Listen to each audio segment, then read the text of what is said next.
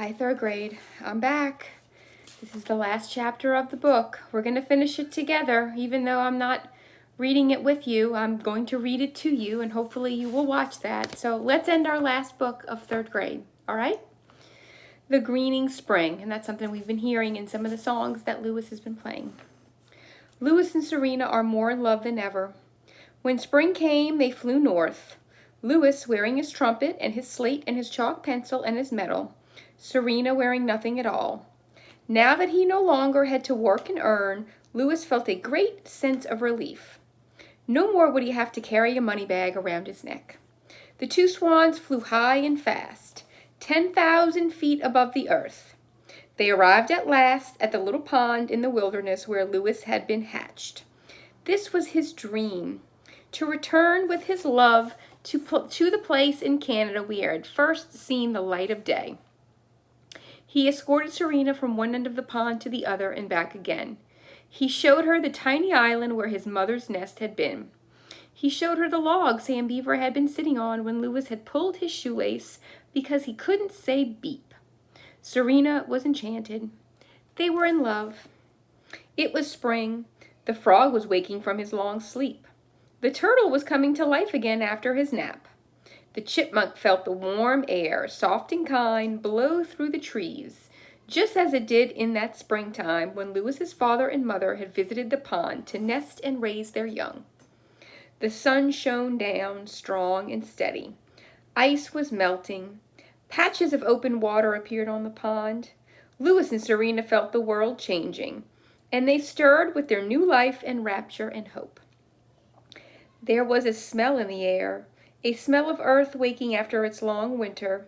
The trees were putting out tiny green buds. The buds were swelling. A better, easier time was at hand. A pair of mallard ducks flew in. A sparrow with a white throat arrived and sang, "Oh, sweet Canada, Canada, Canada." Serena chose a muskrat lodge on which to build her nest. It was the right height above the water. The muskrats had built it of mud and sticks. Lewis had hoped his wife might decide to make her nest in the same spot where his mother had built hers. But females are full of notions. They want their own way, pretty much. And Serena knew what she was doing. Lewis was so delighted when he saw her begin to construct the nest. He didn't really care where it was.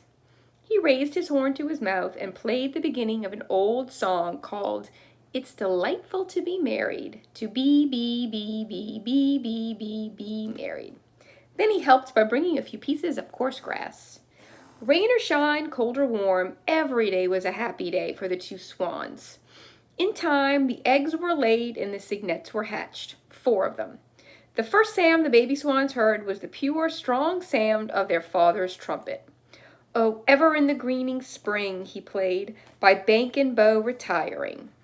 Life was gay and busy and sweet in the little lonely pond in the North Woods. Once in a while, Sam Beaver would show up for a visit, and they would have great times together. Lewis never forgot his old jobs, his old friends, or his promise to the head man in charge of birds in Philadelphia. As the years went by, he and Serena returned each spring to the pond, nested and had their young. And each year, at the end of summer, when the molt was over and the flight feathers were back in and the cygnets were ready to try their wings, Lewis took his family for a long pleasure trip across America. He led them first to Camp Coo-Coos-Coos, where he had saved the life of Applegate Skinner and won his medal. The camp would be closed for the season, but Lewis liked to revisit it and wander around, remembering the boys and how he had earned his first $100 as camp bugler. Then the swans would fly to Boston, where the swan boatman always gave them a big welcome. Lewis would polish up his horn, blow the spit out of it, and swim in front of the boats again, playing "Row, row, row your boat."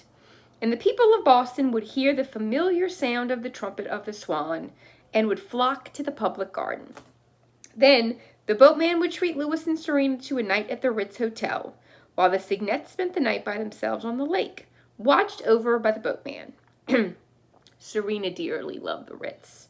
She ate dozens of watercress sandwiches and gazed at herself in the mirror and swam in the bathtub. And while Lewis stood and looked out of the window at the public garden down below, Serena would walk round and around, turning lights on and off for the fun of it. Then they would both get into the bathtub and go to sleep. From Boston, Lewis would lead his family to the Philadelphia Zoo and show them Bird Lake. Here he would be greeted warmly by the head man in charge of birds. If the zoo needed a young trumpeter swan to add to its collection of waterfowl, Lewis would donate one of his cygnets, just as he had promised. In later years, Philadelphia was also the place where they would see Sam Beaver. Sam took a job with the zoo just as soon as he was old enough to go to work. He and Lewis always had a great time when they got together. Lewis would get out his slate and they would have a long talk about old times.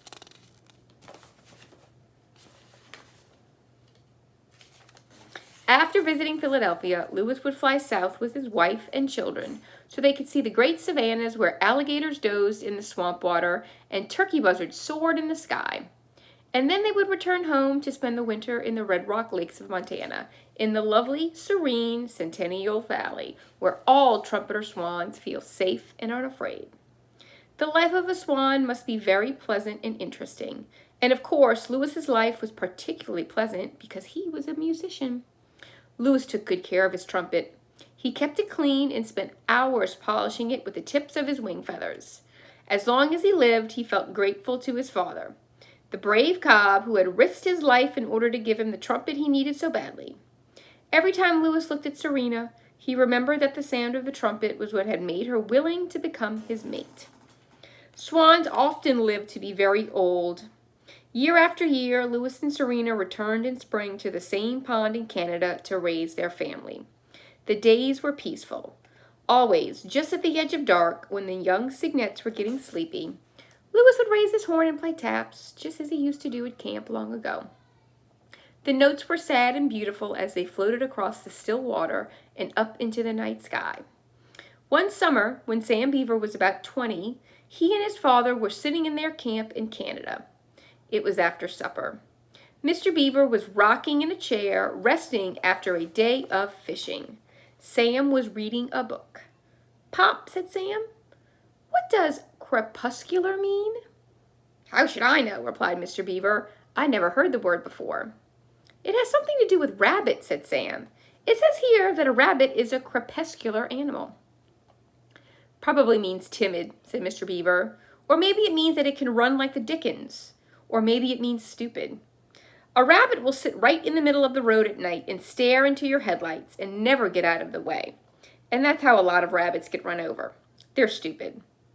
"Well," said Sam, "I guess the only way to find out what crepuscular means is to look it up in the dictionary."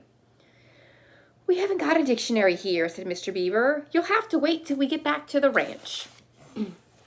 Just then, over at the pond where the swans were, Lewis raised his horn and played taps to let his children know that the day had come to an end. The wind was right, and the sound carried across the swamp. Mr. Beaver stopped rocking. "That's funny," he said. "I thought I heard the sound of a trumpet just then." "I don't see how you could," replied Sam. "We're alone in these woods." "I know we are," said Mr. Beaver. "Just the same, I thought I heard a trumpet. Or a bugle." Sam chuckled.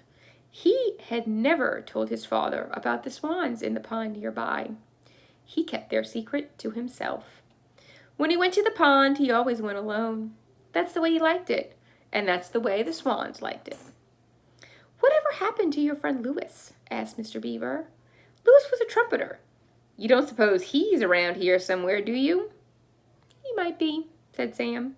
"Have you heard from him recently?" asked Mr. Beaver. "No," replied Sam. "He doesn't write any more.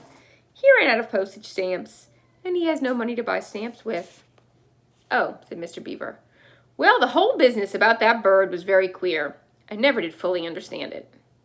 Sam looked across at his father and saw that his eyes had closed. Mr. Beaver was falling asleep. There was hardly a sound to disturb the stillness of the woods. Sam was tired and sleepy too. He got out his notebook and sat down at the table by the light of the kerosene lamp. This is what he wrote. "Tonight I heard Lewis's horn. My father heard it too.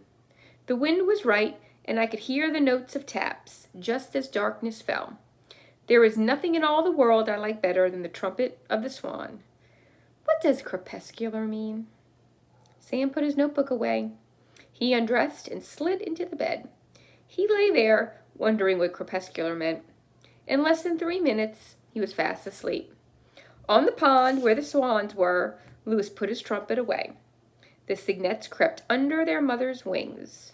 Darkness settled on woods and fields and marsh. A loon called its wild night cry.